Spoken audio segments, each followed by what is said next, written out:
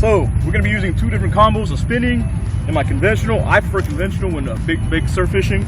So this is the 10-foot gator glass, the Saltus 30 monomag with clicker, elite, very functional. I know a lot of long distance casters take the clickers off for extra distance, but we actually fish with these, so clicker is important.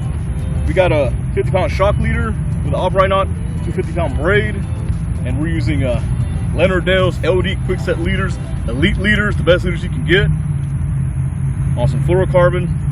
You got an 8-ounce weight, and we also have a 3-ounce Tactical Anglers popper as a bait simulator. We took the hooks off to minimize damage control, like that if we hit somebody in the head, at least they don't get the hook stuck in their head, so it'll be a lot easier to take out. So that's that. This is the gear we're using right now. So here we go. One of the first things that I like to do is get my bait ready, hook it in the leader to the weight, like that. So here we got a zip tie to hook it on there so it doesn't fly off. Put it on this one actually. Make sure it's secured. So one of the most important parts is where your bait hangs. I like to have it halfway through the rod.